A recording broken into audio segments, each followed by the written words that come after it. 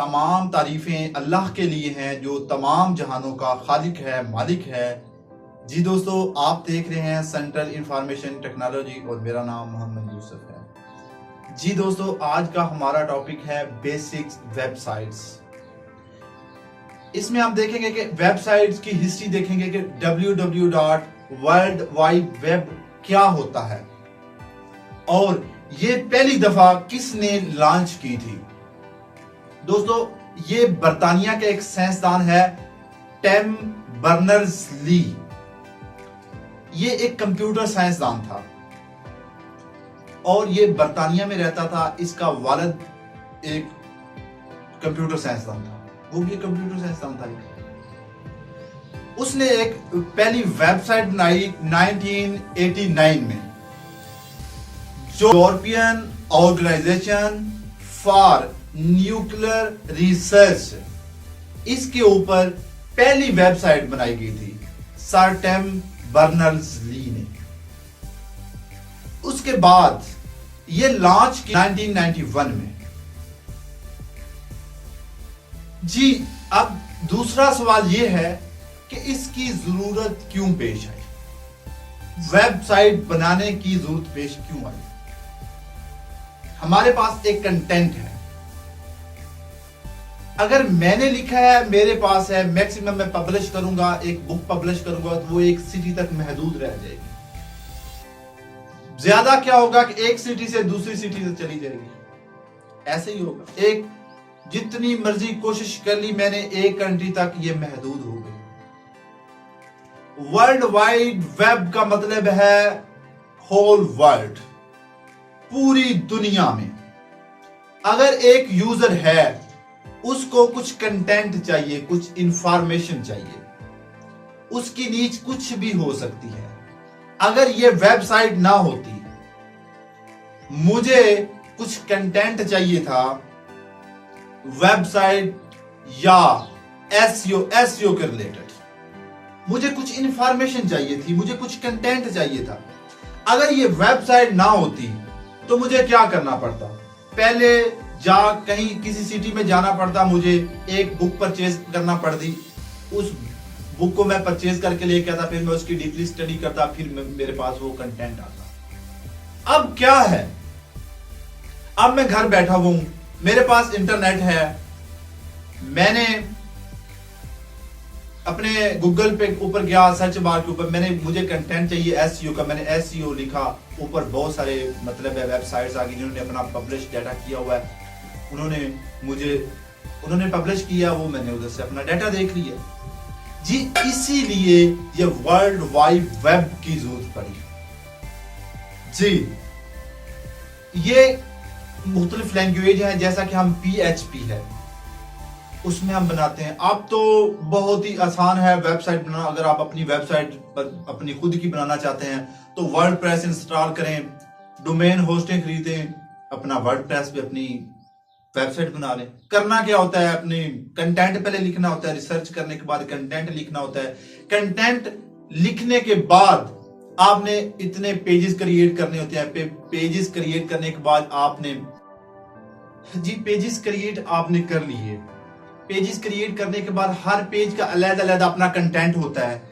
जैसा कि आपका होम पेज है, होम पेज में आपने अपनी सारी इंफॉर्मेशन दी होती है, आपकी वेबसाइट की नीच क्या है, उस नीच के रिलेटेड आपने डाटा पुट किया होता है। फिर आपने जो कंटेंट होता है आपका, उसमें आपने अपनी इमेज सेट करनी होती है। इसी तरह आपके फॉर एग्जांपल 10 पेज बन गए, एक सर्विसेज का पेज है, एक कंटेक्ट अस का पेज है, एक एडमिशन का है अगर आपकी एजुकेशन रिलेटेड वेबसाइट है। इसी तरह हर जो पेज है उसका कंटेंट अलग से होता है। फिर आपने कंटेंट के हिसाब से अपनी इमेजेस बनाई होती हैं, आपने इमेजेस पुट करनी होती हैं। आपके कंटेंट का जो हेडिंग्स होती हैं आपने वो सेट करनी होती हैं।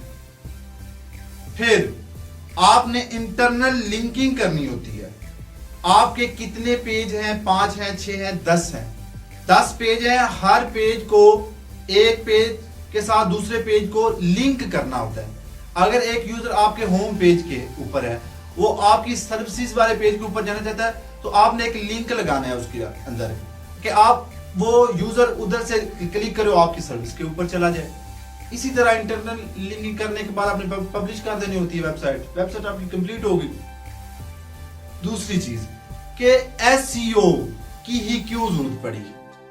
जैसा कि 1991 में पब्लिश होगी वेबसाइट पहली, उसके बाद 92 में 3 में 4 में हर साल फिर पब्लिश होती गई। जैसे ही एक वेबसाइट पब्लिश हुई, कंपटीशन शुरू हो गया। अब एक ऑनर है वेबसाइट का, वो कहता है कि मेरा बिजनेस आगे जाए। उसकी नीच है कंस्ट्रक्शन कंपनी है उसकी, और भी कंपनियां बहुत आ गई, उन्होंने अपनी जनाब मुकाबला शुरू कर लिया। इसी तरह हर बिजनेस की वेबसाइट डेवलप होना शुरू हो गई। तभी से ही ये कंपटीशन शुरू हो गया। हर बिजनेसमैन चाहता है कि उसका बिजनेस थोड़ा सा आगे जाए, उसका बिजनेस थोड़ा सा आगे जाए।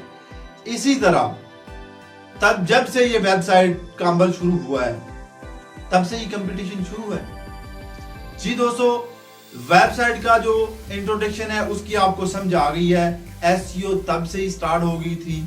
इसीलिए अब तो पता नहीं कितने मिलियन है हमारी वेबसाइट, जो कारोबार है, बिजनेसमैन है, वो सारे ऑनलाइन पे चले गए हैं। ज्यादा वक्त नहीं है, बहुत सारे मतलब है कंट्रीज हैं बहुत सारी ऐसी जहां ऑनलाइन अभी बिजनेस हो रहा है। पाकिस्तान में भी हो रहा है लेकिन ज्यादा नहीं है। इंडिया में हो रहा है, अमेरिका तो बहुत ज्यादा ऑनलाइन सेल और परचेज पे काम कर रही है।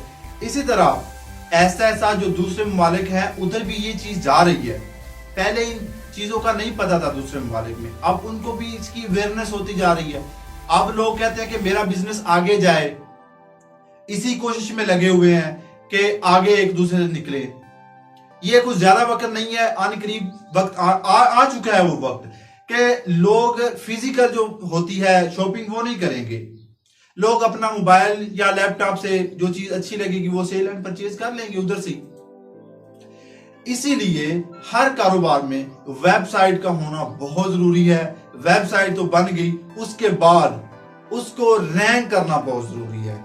जी दोस्तों, उम्मीद करता हूं कि यहां तक इंट्रोडक्शन था जो वेबसाइट का, उसकी आपको समझ आ गई है। नेक्स्ट चलते हैं कि वेबसाइट में कौन कौन से फीचर होने चाहिए, क्या वो यूजर फ्रेंडली होनी चाहिए,